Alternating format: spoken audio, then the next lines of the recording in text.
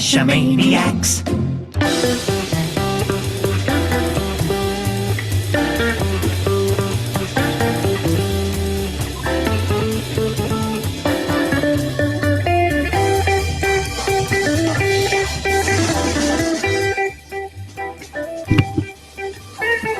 Geo Gearheads.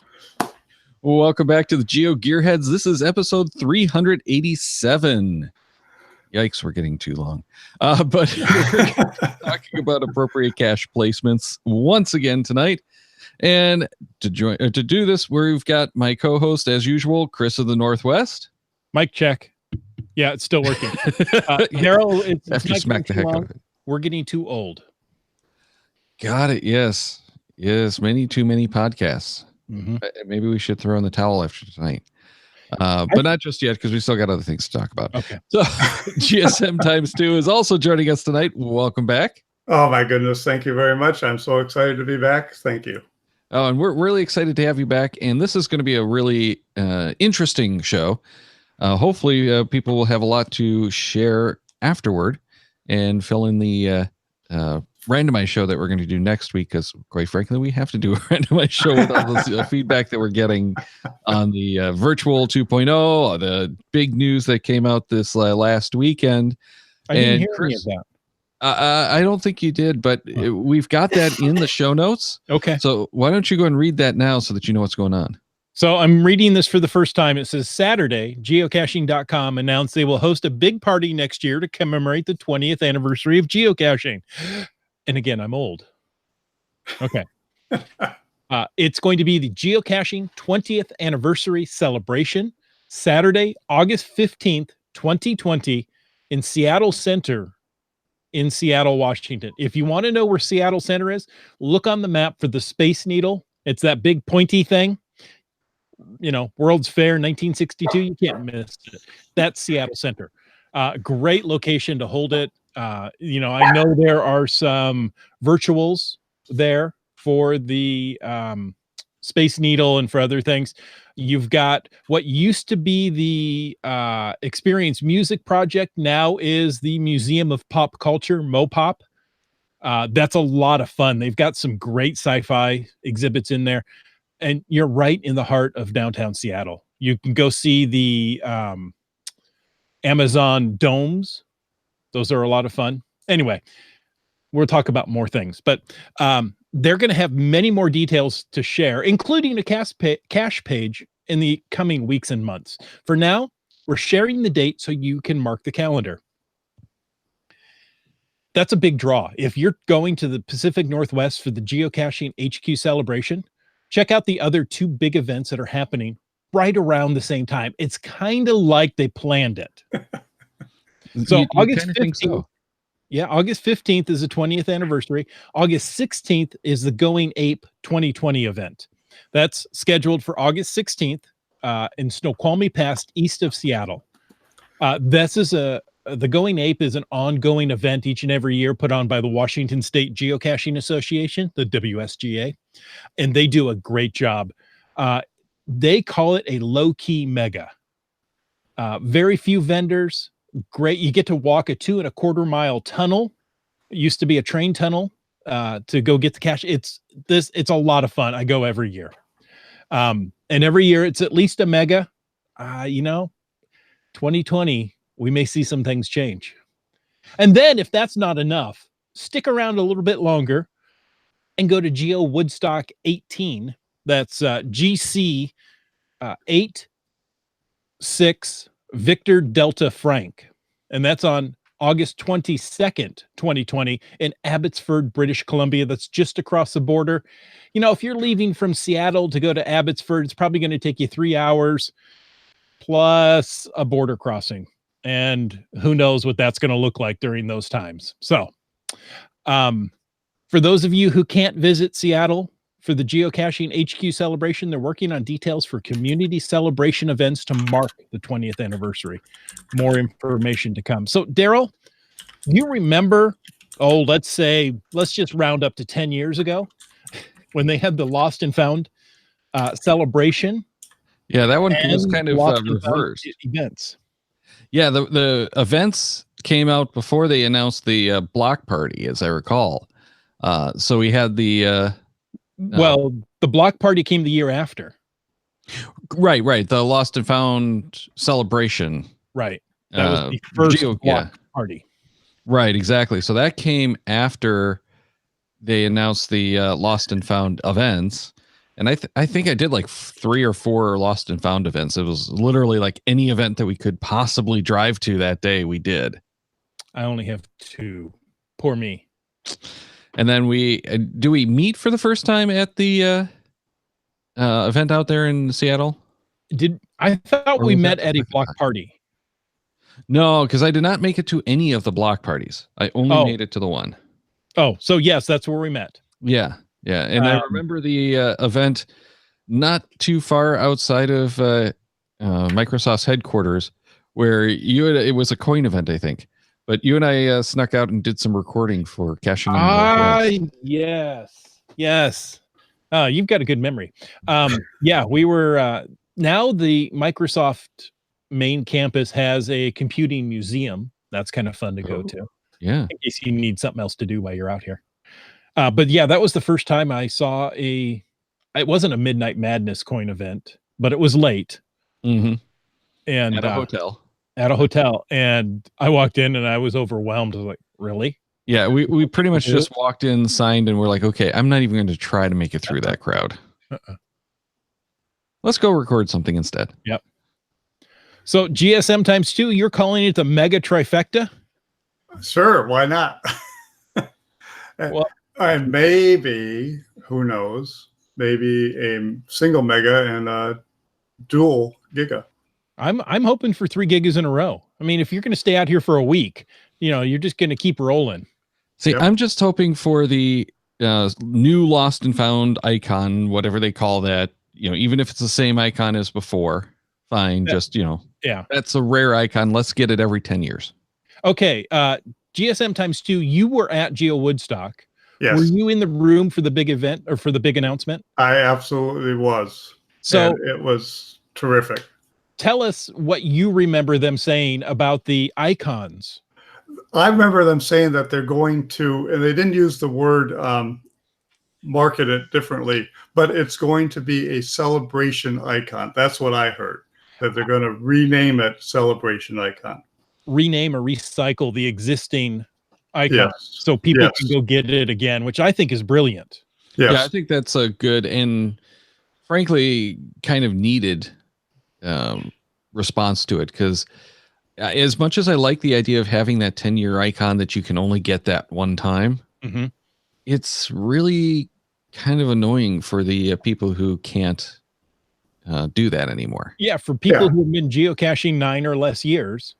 Right. There's no way they can get that icon, and it's just staring them in the face and mocking them. Right. Yeah, that's the position I'm in, and I'm so pretty excited. I've already talked to my wife going up there for 10, 12 days, and it's going to be great. Yeah. Yeah. And now the problem is going to be that week in between, because everyone's going to be out there for, it's going to be a problem because everyone's going to be out there for the celebration and the Ape event, and they're going to stick around for the Geo Woodstock. So that week, you're probably going to have 50,000 people, geocachers, trying to get things like the original stash. Just or those who've been up there before. I plan to go and get a couple of Providences, go grab a couple of states in upper United States. It's all going to fall together for everybody. Yeah. So it's going to be log great your fun. bulletins, get going. Yeah. It's to the one event that is posted. The thing that I am still hoping for is that we have 3 different icons. So I'm hoping that the Ape still stays Mega, and that the Geo Woodstock goes Giga again, so that you can get the 3 icons during that little over a week period. Right. And do some other, events and stuff like that in between, just to kind of, fill in that calendar. And it would seem to me that, the Ape event is very small. And even if they get 5,000 people, it doesn't have the feel of a giga. When you compare it to Geo Woodstock of the last 2 years, it should be a mega. Even if it gets the people, it's more of a mega, in my opinion.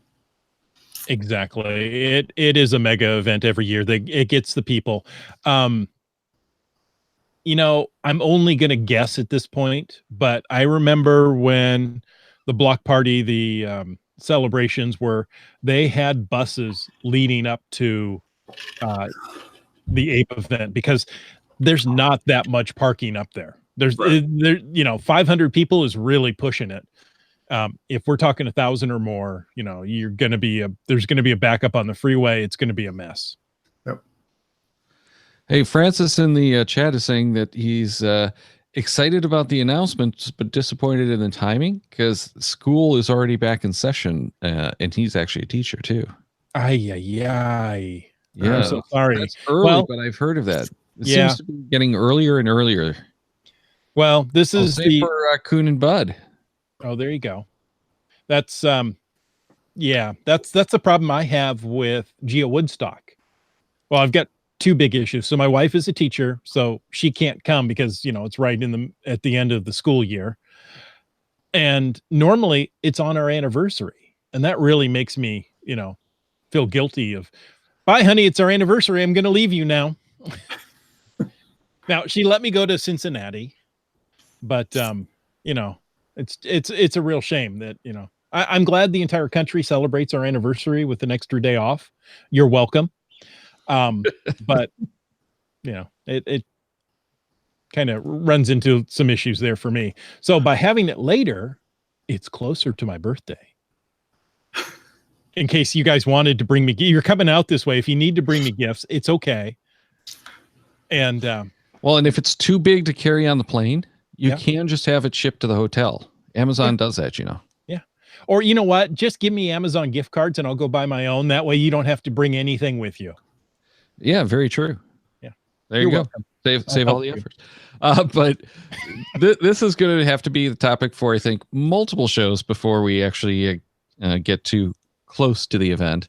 So we've already reached out to geocaching.com, and we're going to probably have someone on before too long to make your plans. And I'm thinking we're going to need a caching in the Northwest takeover to kind of talk about some of those things that you want to see when you come out to visit. Yeah, we've done some good shows on that, so we're all ready and prepped.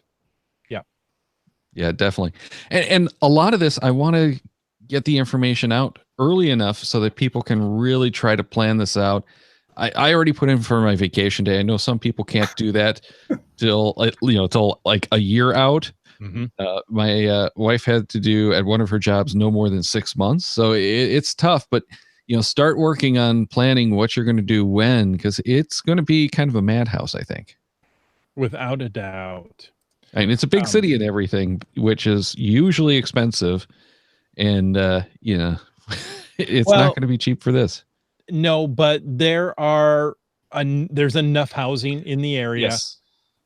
If you want to stay in the States, I would personally say stay in Canada, because if you're a U.S. citizen, with the exchange rate, you're going to be better off. Interesting too. Yeah. So little things like that, but you know what? We've got enough hotels. I wonder if the Land Monkey Hotel has any space, because then we could probably use the Land Monkey shuttle service too. Exactly. Yeah. I will tell you now, Land Monkey's happy to have anybody, stay in his house, use his driveway, sleep in the yard. He's fine with that. Yeah. Eat from the fridge. Yeah, exactly. Yeah. I know that all the geocaching vloggers are already planning on staying there. So got to have the podcasters there too, right? Yeah, right. Exactly. Well, I'm thinking any geocacher, it's fine. Yeah, well, and the audience members, no, not just any geocacher. You have to have listened to one of the podcasts or watch the vlogs. Oh, okay. That's it. Yeah. So it's just for the people who are like listening to these shows. And this is just for Land Monkey's house. Right. We'll just be clear about that. Just Land Monkey. Nobody else who lives in the Northwest. No, nobody else. Okay. Just Land Monkey. Okay. Yeah. All right. We got to get off this topic though. We definitely need to get off this topic, though, because we're already at 15 minutes and we haven't even come close to the topic. Because before we do, we need to talk about the virtual rewards and what people told us about it. I was really this isn't shocked. the topic? No. Oh, No, we're saving that topic for later. And actually, before we totally abandon that topic, let us know for next week's randomized show what kind of information you're looking for, and even if you're going to be attending. So email us at geogearheads@cashmaniacs.com and help us kind of plan the information we're going to get out for you about the events and the areas, so that we know what you guys need to know. But as for the virtual rewards, we did get 15 responses.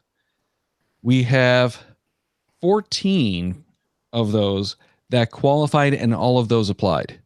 So It was a lot different than what we were seeing that first night in the chat. I was really floored, because my impression generally was we had far fewer people who were qualifying for it, thanks to the favorite points. And I was surprised a number of people hadn't set a cash in the last 4 years.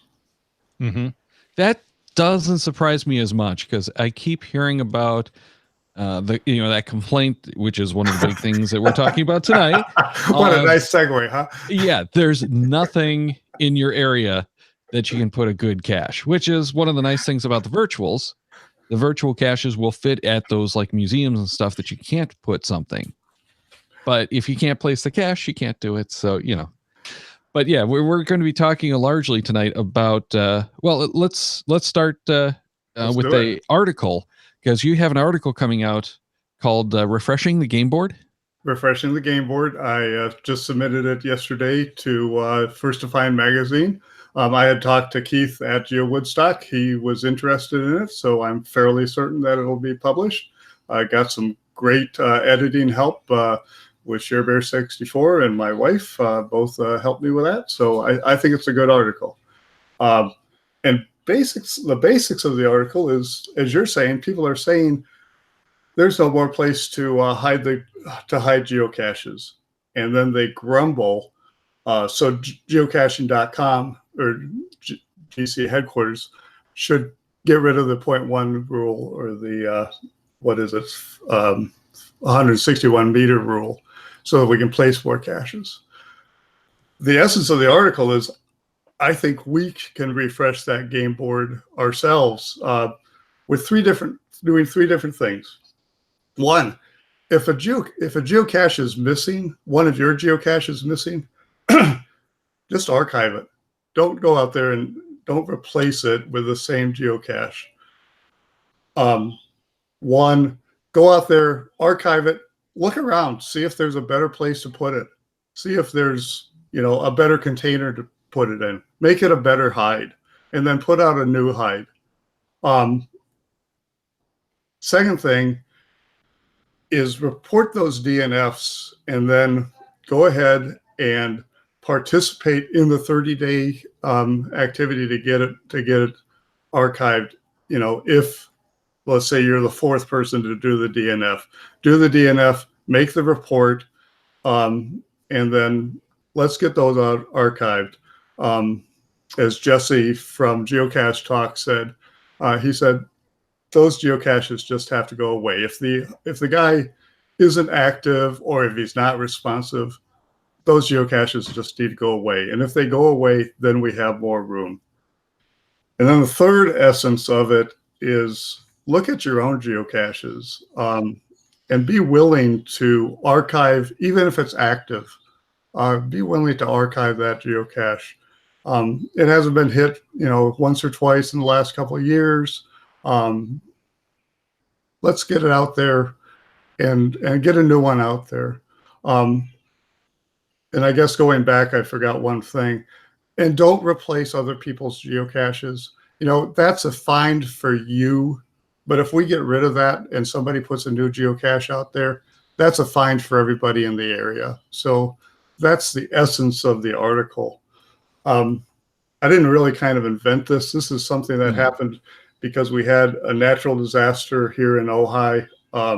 We had the Thomas Fire, which at the time was the largest fire in California. and it took out hundreds of geocaches. In our area of Ojai, the 8 of us who set 90% of those geocaches came up with a system that we call UDA, out of the ashes. We went out there, and if the log had survived in a viable condition, we went ahead, did some maintenance, replaced the cache if we needed to, and left that cache alive because it survived the largest fire in California. Let's not kill it. But everything else, we went ahead and archived them, contacted other people, and said, can we archive these? We got them archived, and we set them better. We took advantage of putting them at the trail junctions, at the trailheads, maybe a little better hide, maybe a better container, and we called them UDA. They all start with OOTA, out of the ashes. I looked yesterday. We have set 265 UDA caches, and we still have trails to fill in. So that's the essence of it, and I'm really encouraging people to, to rethink what they're doing. And if we do it we did it on a local basis, so we've refreshed our own game board. But if this was just spread, hundreds of thousands of new geocaches could go out there because of action we took, not actions that we're hoping that GCHQ will take. Now, GSM times 2, you've hidden 1,800, more than 1,800 caches. 1,800 caches. So when you say, the biggest fire in California history came through, did you just go ahead? What did you do with your cache listings? Did you disable them until you were able to go out and get them? We initially disabled them to keep people from going onto the trails. You don't want people, the fires just happen, the trails are in bad condition, the area needs to recover. So we disabled them until the growth started coming back.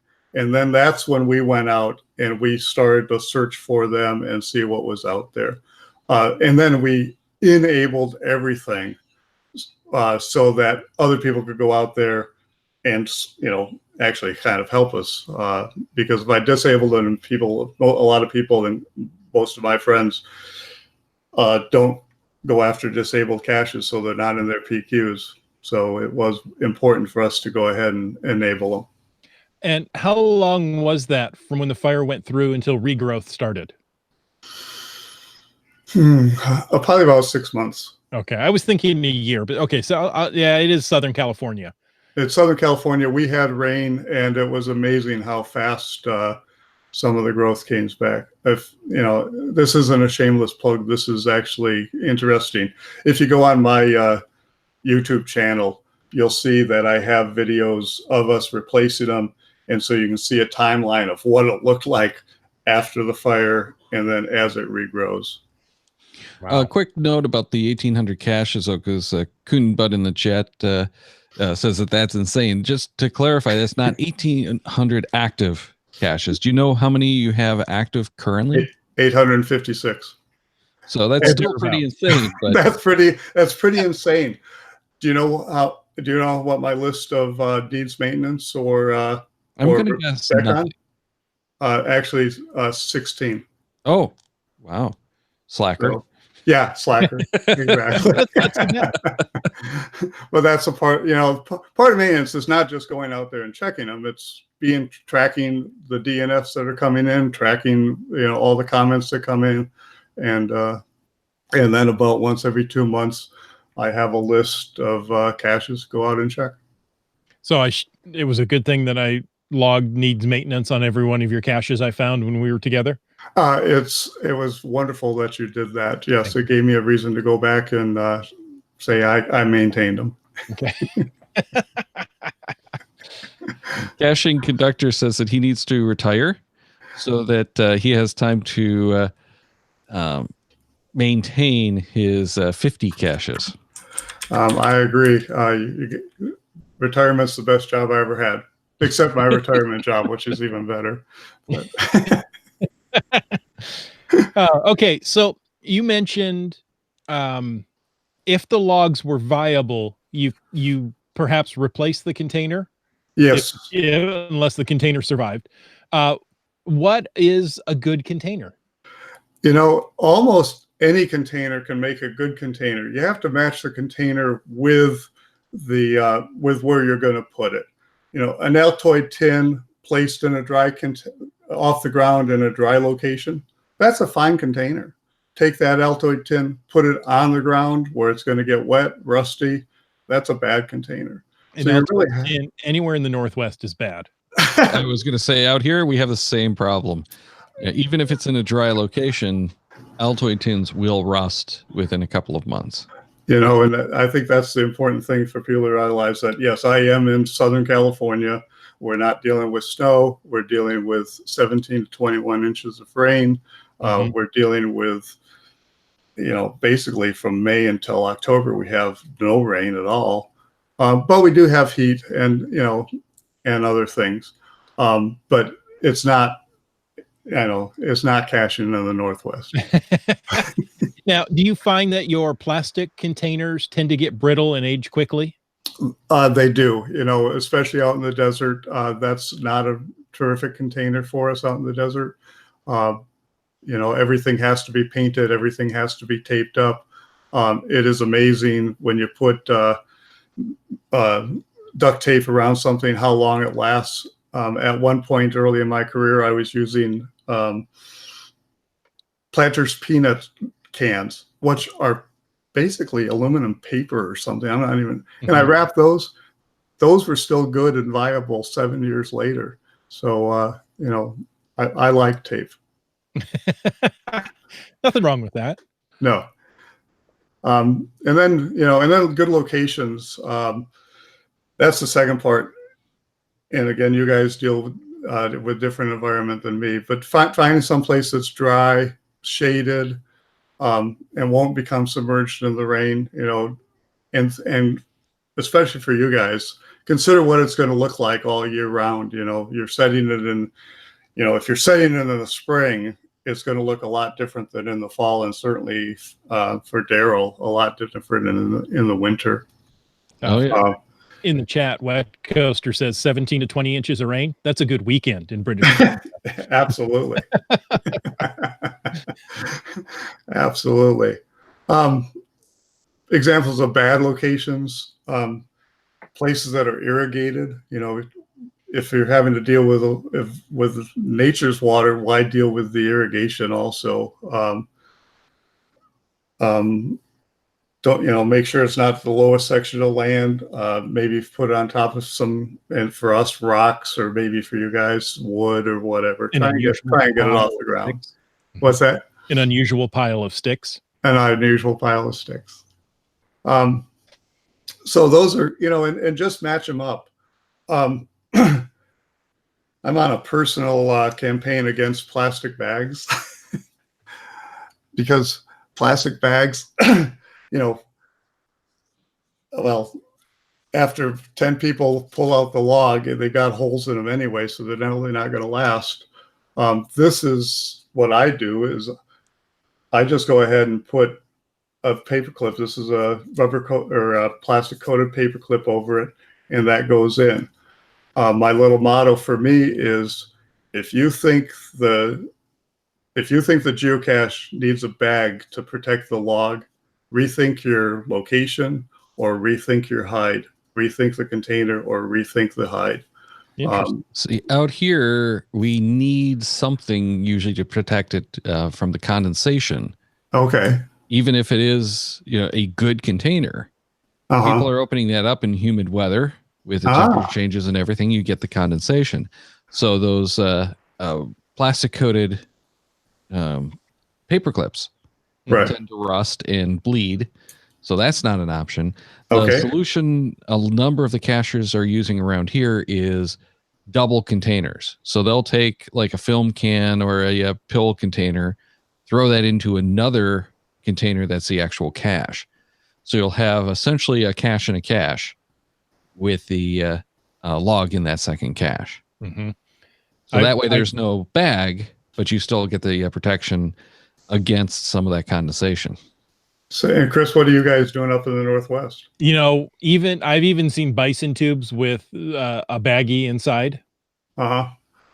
So yeah, we use the baggies everywhere, and a cache and a cache. I found a bison tube inside of a lock and lock, just to try to keep the log dry. The rain here is incessant; it gets everywhere. Right. So yeah, so it's one of those right in the rain kind of territories. Yeah, and even up here we do a lot of that, but in the right in the rain paper even get like moldy. Yeah, we put the right in the rain in the bag as well. Yes. Yeah. Wow. Yeah. So, it's just you're going to have to go out and find some caches, see what other hiders are doing. I'm not saying that you shouldn't place a cache until you found X number of caches yourself, but look at what good hiders are doing in your area. And you know what? Copy them. There's nothing wrong with that. I like this container. I like this style of hide. I'm going to use it. You'll find those people who are putting out a bunch of caches generally have a system that they like because it works and keeps down the maintenance. That doesn't mean it's necessarily the best system, but they've hidden a whole bunch of caches in your area. They've experienced it. They've made their corrections. So, mimic that. But I always check out all these new types of hides that I see, when I travel, when I'm looking at something that might be new in our area. Take a look at what those are and watch for the things like the mold on the containers and the logs, and see if it's having those kind of issues. And you'll not get a lot of that until it's been out there for at least a month. Now, have you guys found they went by a name of flat caches for a while? Basically, magnetic letters with a log on the back. You stick packs. Flat packs. Oh no, that's a little different. Flat packs is where you have the little pouch that's flat. It basically is Ziploc bag wrapped in duct tape. That's what I call a flat pack. No, these are magnets with a log on the back. Yeah. I found one and I thought that it didn't work. I mean, it was well camouflaged for where it was, but in the rain here, I thought, well, that's kind of ingenious because it's a self-cleaning log. As you write on it, that rain comes through, wipes, runs off that ink, so you never have to go out and change the log. Nice. There you go. I found it and I look and I go, there's like parts of 6 names here, but I can't read any of them. See, the downside is you can never check the logs to see if people actually signed it, though. Well, that's true. Maybe my next one should be a dry erase board. Yeah, and someone's going to come through with Sharpie on it. Oh. Okay. So you just find some caches in your area that that have been out for a while and see how they've held up, and maybe that's what you go with. So, and I will have to say, having said 1,800 of them, I have made plenty of mistakes. What? Yes. Learned from experience. I thought they were all Scott hides. A lot of them are, but a lot of them got a lot. I've seen my fair share of wet logs in my caches, and I've seen caches entirely full of water that I thought were really good, going to be really good hides. There you go. We got rid of them. Coon and Bud says, I applaud GSM ×2 for any hider who hides a geocache. So, yeah, thank you. We appreciate. Well, getting back to the full containers. Yeah, there's no way to 100% finder proof your caches.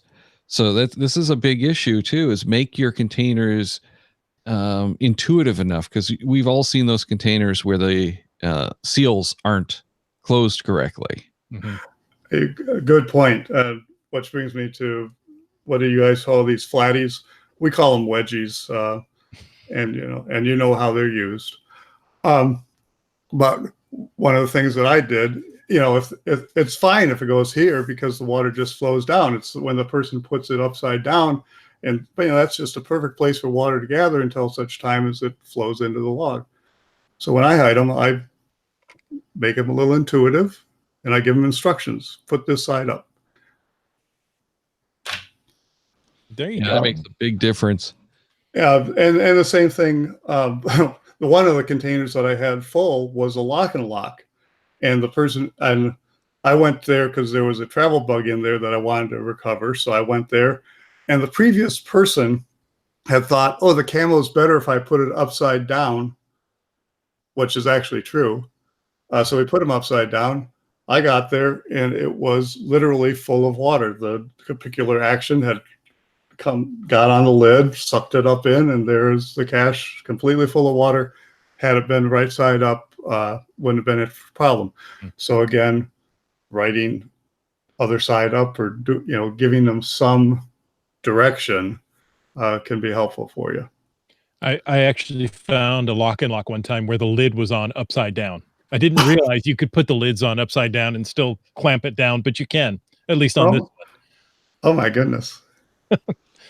Yeah, I didn't know I don't think that was one of his genuine ones then. I don't know. I came up and I'm like, it's upside down. You just look at it and you go, it's not right, but I don't know what's wrong with it. And I'm thinking that was not one of the genuine lock and locks, because I don't think that lock mechanism works backwards, because you'd have to well, no, you could probably actually do that, but you'd end up with like a gap of like a 1/16 of an inch or more because of the way the hinge works on those genuine lock and locks. But, we've seen it with all containers. It doesn't matter if it's a simple screw top. Sometimes, they don't get on there quite right. Mm-hmm. And they put them back, and there you've just, you've damaged the integrity of the hide, compromised the integrity. Yep. And water can get in. Right. So that's where I say, baggies all the time. Okay. Now, I am curious. You've got you called those the wedgies. Is that also if they have the magnets, they're still called the wedgies, or do you call them something else if they've got the magnets to stick to like a box or something? We go ahead and just call them wedgies because Bad Feet named them, and he has kind of a little ribald, as do all of us, sense of humor. So they stay as wedgies. Okay. Well, I thought that one was for Daryl because it's pointing to the Upper Peninsula. I'm in the Lower Peninsula. I know, but you can use that one there and point it towards the Upper Peninsula. Or I should send this to you, and you could point it to Geo Woodstock. Well, no, but it says UP, Upper Peninsula. Okay, got it. Yeah.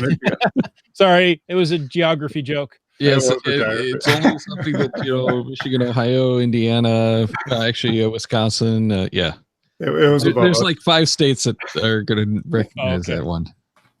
So you just showed that you grew up in the Midwest. I did. Anyway. Okay. Anyway. So some of the best caches I've found have a unique shaped container that can only go together one way. Whether it be a log that's been cut in half, but pegs in a certain pattern that will only fit together one way so that the camouflage stays. Oh.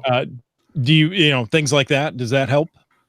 I don't really have any experience with it. You probably have to send me a picture of something. Okay. And, yeah. But that helps to finder proof it so it's put back properly. Yes. Gotcha. Given, I know that your people who listen to this podcast are probably fairly experienced, but you do have new people. Let me just mention magnets. Magnets, this is just an Altoid tin. This is a magnet. In the early days, a lot of people tried to glue the magnets to the outside of the containers. And when you do that, at some point, the adhesive is going to fail and you're going to leave the magnet up and this down. To correct that, oops, there went the log. Especially these Altoid tins, because they are themselves magnetic. Just put the magnet on the inside, and then you can stick it where you want to do it. If you're concerned about the magnet being stolen, put a little glue on the outside. Put it on, and then put the glue around it. Don't cut down the magnetism by putting glue under this. Good. And then the last thing I'd put is and decide where it's going to go. If it's going to go up, put the magnet in the top so that if water flows, it flows down the sides. And then if you're going to, and if it's going to go here, put the magnet in the bottom. Pretty simple thing that took a little while for me to learn. Well, one of the nice things with using the magnets like that is you have to attach it in usually the right way. You can't put one of those containers upside down. No. But yeah, we've had a lot of people doing the magnets in the containers for years. Yes. And one of the things that's a favorite out here, and I gather it doesn't work so well for you out there, but they'll take the container, stick it on, a flat metal surface, then they'll glue it. And they put a nice layer. Usually they like Gorilla Glue, but I haven't had so much luck with that. It tends to work pretty well in the caches, but the Gorilla Glue, when I've done it, pops out. Oh, and Wet Coaster wants to know regular or rare earth. Always rare earth. Always rare earth. Always. We actually will pop out the cheap magnets that come with the Haida keys and replace them with rare earth magnets when we do a Haida key. And I do like the Haida keys in some areas. Mm-hmm. Right. Like under a bridge in a popular park, they're awesome. Yeah. You can't get a big container in there, but they usually have a space that you can stick a Haida We key. may have lost Daryl. Oh, no, I'm here. No, I see Daryl. Maybe I lost myself. Hello, I'm back. Maybe you did. Anyway, but yeah, so they put a layer of glue. At first, it was like the epoxy. Now it's more the Gorilla Glue, which I'm not so fond of, so that you had that layer of glue holding them in place. But even if it does break free, the magnet's still in the container, and someone can usually get it back in the right spot. I'm a fan of JB Weld. If you're gonna glue a magnet to metal, Wits End had a container go missing, so I went out with an Altoids tin and a hard drive magnet on the inside. Yeah, and put that in a guardrail. And it's just fun to watch the logs because you really do have to pull on that sucker to get it to move. Definitely. Yeah, definitely. Well, that's one of the hazards too, is remember that there's going to be a lot of torque on that magnet as people slide the container around. Mm-hmm. Yeah. Because the magnets are going to try to stay with the more ferrous metal, which is usually that iron that it's attached to. Yep, absolutely. As we run out of time, or as we're getting close to the end, just talk about hanging things and using wires. Here's the two wires that I recommend: either copper or stainless steel. This is 15.2 M copper, and I like this. It's flexible enough to bend, and what I really like is, let's see, can I do this? Yeah, there we go. Is you don't have to, you can twist it to break it. If you get them thicker, they don't do that, and they're not as flexible. What doesn't work? Copper, stainless steel. Copper, stainless, yeah. not aluminum. Aluminum, I have no idea why it fails, but it fails so fastly, really quickly. That green wire that they use for tying up plants, that rusts fairly quickly. So copper or stainless steel are the two. Oh, there it is. So you had a lot of caches when one of your hides becomes known as a Scott hole. I hide a lot of caches in posts to such an extent that Ron Fisk, a local cacher, named them Scott holes, and I don't mind it. I like the hide. It's in the shade. It's something that's easy for a geocacher to find, and a muggle rarely sees it. My one little trick is when I put the wire on, I take tape it underneath there, and leave a little tail, and then I pull the tail up, bring the tape around, and now it's locked in and it won't come out. So there's my helpful little hint for putting those up. And you like those in signposts and such? I like those. For us, a lot of our fence posts don't have caps, and this probably is not true for the rest of the country.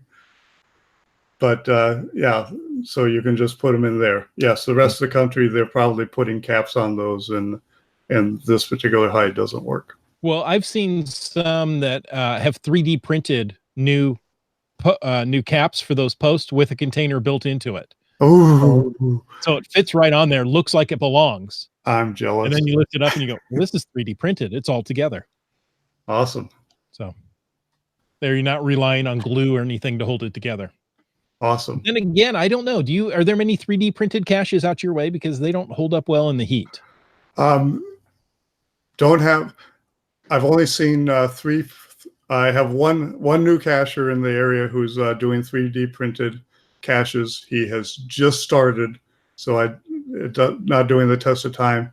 And other than that, there's only one other person who put out a 3D printed cache, which I found early, and I haven't gone back to find again. See, and I'm curious how that's going to last, because I've been hearing such great things about the PET G, which is a different type of material, but not all printers can handle it, and most people don't print in it.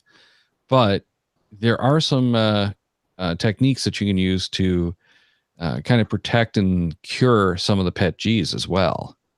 So that's one of those things where we have to look into more, and if we can, include it on a future 3D printing show. Mm-hmm. We also haven't done in a long time. Could you paint them? Would that help? Painting can help any of the 3D printed caches, and then you want to do like a clear coat on top of that to seal it. Okay. Mm-hmm. Yeah. So just like your cans of any kind, wrap it in something, whether it be a layer of paint or a layer of tape. That will help make the cache last. Yeah. All right, but getting back to the kind of the initial talk, this is kind of what we wanted to hit on mostly in the show. When your hides aren't appropriate for any reason, it's a good idea to start archiving those and make room for either new hides that you're going to put out or that someone else is going to put out. And you mentioned in your reasons, if they go missing, that's a good time to do it. And especially if they go missing, assess that location. Why did it go missing? Because a lot of the time when I've had a cache go missing, it's because whatever was around it that made it a good spot for a cache has changed, and it's not such a good cache anymore. Yeah. And I didn't make that point, or you're bringing up something new. And if the cache you put out is not holding up, maybe that's another time to archive it and get something else out there and refresh the board. Well, the thing that I keep harping on, I guess, is take a look at the hides or the finds. When your cache isn't getting found much anymore, archive it. Yeah. Don't keep it around. And of course, there are exceptions where it is worth maintaining your cache. If it's like a notable cache, if it's one of those ones that's really tough to find on the fizzy grid, if it's one that's really, well, and fizzy grid's easy enough usually to replace, but the Jasmer, certainly, because that's something that you have to keep those alive. Absolutely. Otherwise, open it up. Let someone else put the cache there, or put a new, better cache there yourself. And how many of us, especially listening to the more creative hiders that have been on this show, don't want to go and replace their caches with something more interesting? I'm replacing my caches. I'm starting to hang out with ShareBear64 and Flew By You, two very clever hiders. They're rubbing off on me, and I'm setting a lot fewer caches, but a lot better caches. Yeah, it's not as fun for the stats, but it's a lot more fun for the stories and the adventures. And if they come up with something that they want to have, you have to have a certain number of fave points. Oh, it helps with that too. Yeah, that does. Definitely. Well, thanks again for joining us and sharing all this with us. Looking forward to that article coming out in the FTF magazine probably a month or two is my guess, if it was just submitted last week. Actually, just 2 days ago, but I believe it should be in the next issue. I believe we're meeting that time frame. Excellent. But before we let you go, tell people how they can get a hold of you and where to find you. Okay. Well, they can get hold of me. GSM times 2 is actually GSM X2. So you could get hold of me by email, gsmx2 at roadrunner.com. GSMX2 through the GC message board is a very effective way to get hold of me. And then I have a YouTube channel, Scott Nohai Videos. That's too hard to type out. So just type in GSM X2 in the search and my channel will come right up. And been doing it for about 8 years. It's almost all geocaching. It's great. Love it. And if you happen to be in Ventura County, let him know you're coming. He might take you out caching. Absolutely. Caching in the Southwest. That's right. Hey, until next week, make sure you check the Cacheamaniacs website at cacheamaniacs.com for more on the Geo Gearheads, including show notes for this and all of our episodes. We love hearing from our listeners. So leave us feedback by emailing geogearheads@cacheamaniacs.com or through the many channels of social media. Your support helps keep the Cacheamaniac shows coming. Please consider becoming a patron through the link on our website to support the Cacheamaniac shows. Geo Gearheads is produced by Chris Umfenauer and Daryl Wattenberg. That's for you, Daryl. I got it wrong the first time, but I corrected it. The show's copyright 2019 by Daryl Wattenberg. All rights reserved.